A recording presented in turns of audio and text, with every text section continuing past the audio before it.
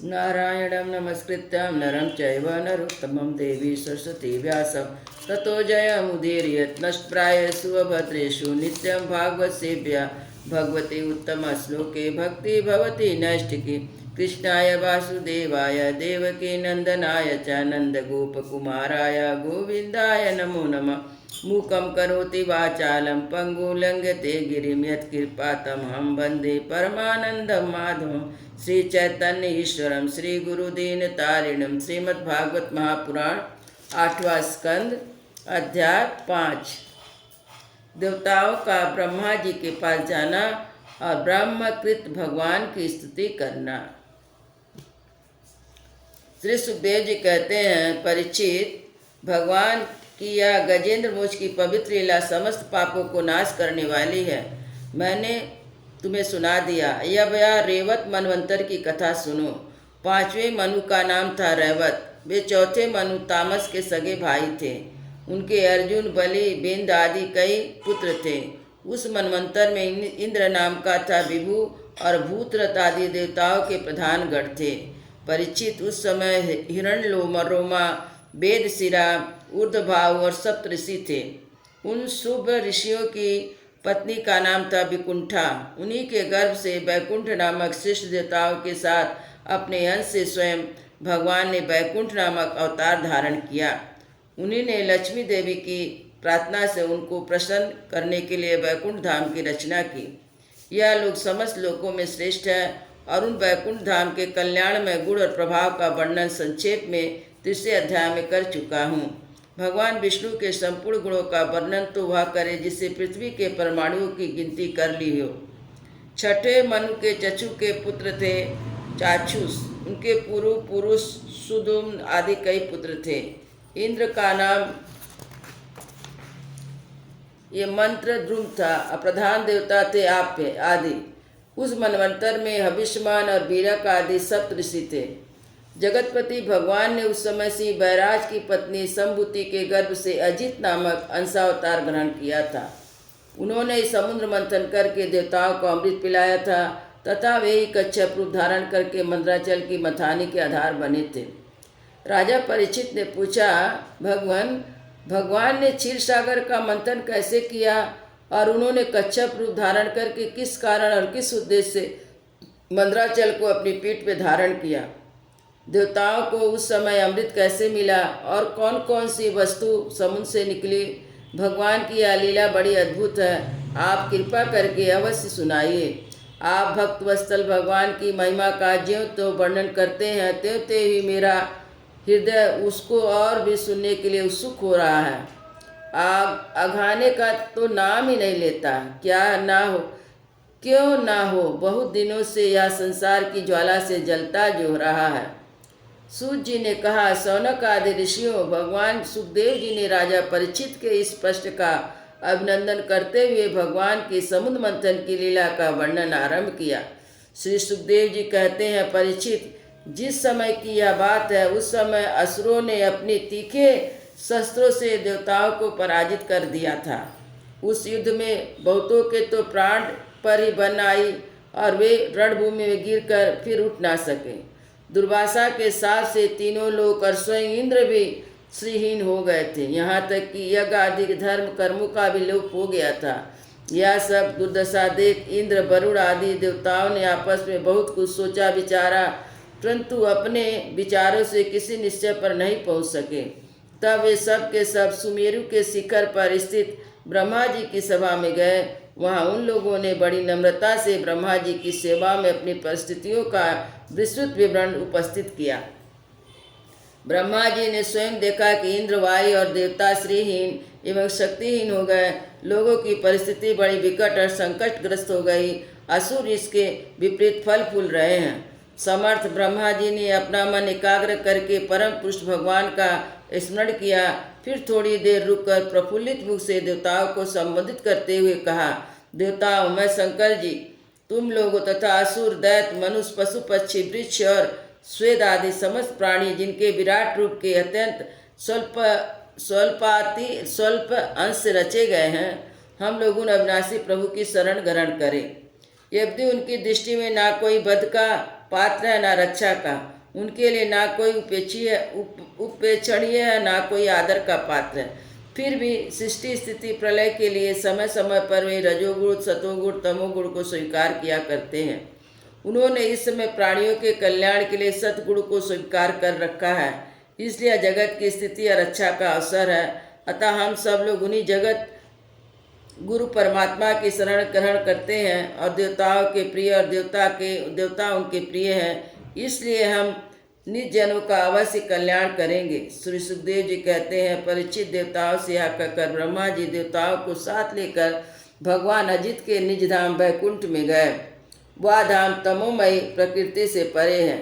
इन लोगों ने भगवान के स्वरूप और धाम के संबंध में पहले से ही बहुत कुछ सुन रखा था, परंतु वहाँ जाने पर उन लोगों को कुछ दिखाई न पड़ा। इसलिए ब्रह्मा जी एकाग्र मन से वेदवाणी द्वारा भगवान की स्तुति करने लगे।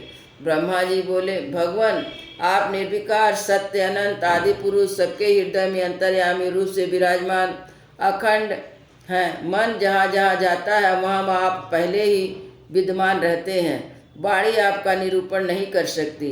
आप समस्त देवताओं के आराधनीय और स्वयं प्रकाश हैं। हम सब आपके चरणों में नमस्कार करते हैं। आप प्राण मन बुद्धि और अहंकार के ज्ञाता हैं। इंद्रियां और उसके विषय दोनों ही आपके द्वारा प्रकाशित होते हैं। अज्ञान आपका स्पर्श नहीं कर सकता।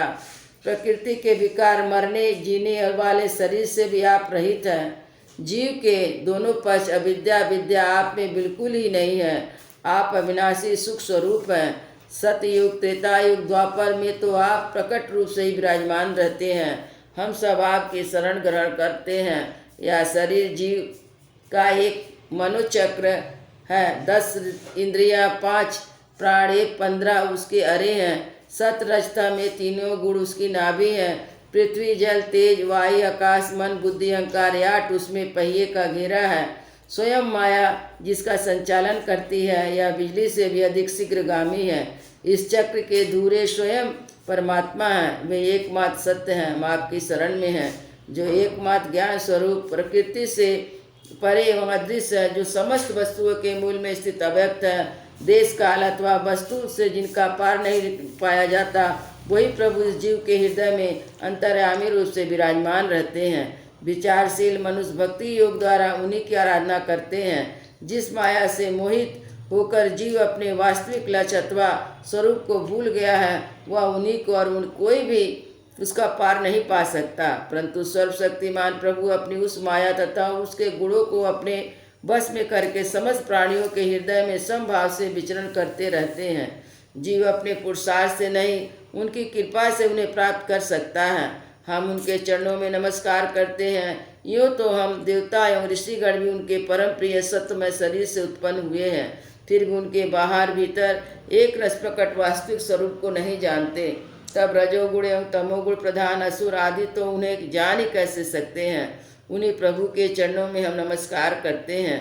उन्हीं की बनाई हुई पृथ्वी उनका चरण है। इस प्रकार पृथ्वी पर जरायु जंडस स्वेदस और उद्भिद ये 4 प्रकार के प्राणी रहते हैं।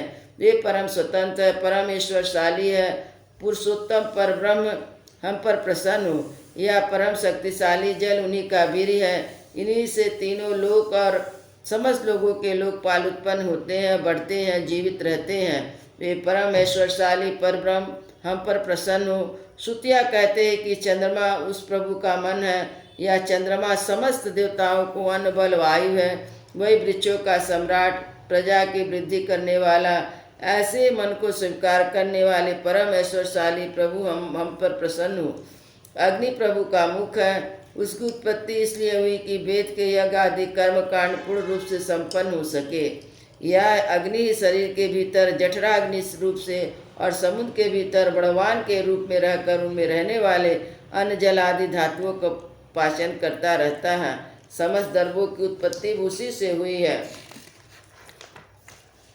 ऐसे परम ऐश्वर्यशाली भगवान हम पर प्रसन्न हो, जिनके द्वारा जीव देवान मार्ग से ब्रह्मलोक को प्राप्त होता है, जो वेदों की साक्षात मूर्ति और भगवान के ध्यान करने योग्य धाम है, जो पुण्य लोक स्वरूप होने के कारण मुक्ति के द्वार अमृतमय है। काल रूप होने के कारण मृत्यु भी है। ऐसे सूर्य जिनके नेत्र हैं, वे परम ऐश्वर्यशाली भगवान हम पर प्रसन्न हो।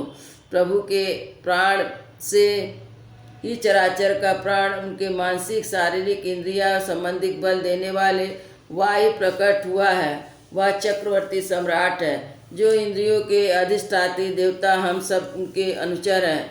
ऐसे परम ऐश्वर्यशाली भगवान हम पर प्रसन्न हो, जिनके कानों से दिशाएं, हृदय से इंद्रिय गोलक और नाभि से आकाश उत्पन्न हुआ है। जो पांचों प्राण अपान उदान समान व्यान, दसों इंद्रिया मन बुद्धि, पांच असु नाग कूर्म कृदल देवदत्त धनंजय एवं शरीर का आश्रय है। परम ऐश्वर्यशाली भगवान हम पर प्रसन्न हो, जिनके बल से इंद्र, प्रसन्नता से समस्त देवगण, क्रोध से शंकर, बुद्धि से ब्रह्मा, इंद्रियों से वेद, ऋषि तथा लिंग से प्रजापति उत्पन्न हुए हैं। वे परम ऐश्वर्यशाली भगवान हम पर प्रसन्न हो, जिनके वक्षस्थल से लक्ष्मी, छाया से प्रीतिगण, स्तन से धर्म, पीठ से अधर्म, सिर से आकाश, बिहार से अप्सराएं प्रकट हुई। वे परम ऐश्वर्यशाली भगवान हम पर प्रसन्न हो, जिनके मुख से ब्रह्मा अत्यंत रहस्यमयी वेद, भुजाएं से छत्री और बल, जंघाओं से बैस उनकी वृत्ति, व्यापार कुशलता और चरणों से शूद्र उनकी सेवा आदि वृत्ति प्रकट हुई। वे परम ऐश्वर्यशाली भगवान हम पर प्रसन्न हो, जिनके अधर से लोभ, ओष्ठ से प्रीति, नासिका से कांति, स्पर्श से पशुओं का प्रिय काम, भौमों से यम, नेत्रों से रोमों से काल की उत्पत्ति हुई। ये परम ऐश्वर्यशाली भगवान हम पर प्रसन्न हो। पांच जन भूत काल कर्म सात्विक गुण और कुछ विवेक की पुरुषों द्वारा बाधित किए जाने वाला निर्वाचनीय या अनवार्चनीय विशेष पदार्थ, वे सब के सब भगवान ही योग माया से ही बने हैं, ऐसा शास्त्र कहते हैं। वे परम ऐश्वर्यशाली भगवान हम पर प्रसन्न हो, जो माया निर्मित गुणों से दार्शनिक वृत्तियों द्वारा आसक्त नहीं होते, जो वायु के समान सदा सर्वदा असंग रहते हैं, जिनमें समस्त शक्तियाँ शांत हो जाती हैं। उन अपने आत्मानंद के लाभ से परिपूर्ण आत्मस्वरूप भगवान को हमारे नमस्कार हैं। प्रभु, हम आपके शरणागत हैं और चाहते हैं कि मंद मन मुस्कान से युक्त आपका मुख कमल आपने इस नेत्र से देखें। आप कृपा करके हमें उसका दर्शन कराइए। प्रभु, आप समय समय पर स्वयं अपनी इच्छा से अनेक रूप धारण करते हैं और जो काम हमारे लिए अत्यंत कठिन है उसे आप सहज में ही कर देते हैं। आप सर्वशक्तिमान हैं। आपके लिए ऐसा कौन सी कठिनाई है? विषय के लोभ में पड़कर जो देवाभिमानी दुख भोग रहे हैं, उन्हें कर्म करने से परिश्रम और क्लेश तो बहुत अधिक होता है, परंतु फल बहुत कम निकलता है। अधिकांश में तो उनके विफलता ही हाथ लगती है, परंतु जो कर्म आपको समर्पित किए जाते हैं उनके करने के समय परम सुख मिलता है, स्वयं फल स्वरूप ही है। भगवान को समर्पित किया हुआ छोटे से छोटा कर्माभास भी कभी विफल नहीं होता, क्योंकि भगवान जीव के परम हितैषी, परम प्रियतम और आत्मा ही है। जैसे वृक्ष की लकड़ी पानी से सींचना उसकी बड़ी बड़ी शाखा और छोटी छोटी डालियों को भी सींचना है, वैसे ही सर्वात्मा परमात्मा की आराधना संपूर्ण प्राणियों की और अपनी भी आराधना है। तीनों लोग, काल और उस पर परे एक रस स्थित है, जिनकी लीलाओं का रहस्य तर्क वितर्क से परे है, जो स्वयं गुणों से परे रहकर भी सब गुणों के स्वामी तथा इन समस्त सतगुणों में स्थित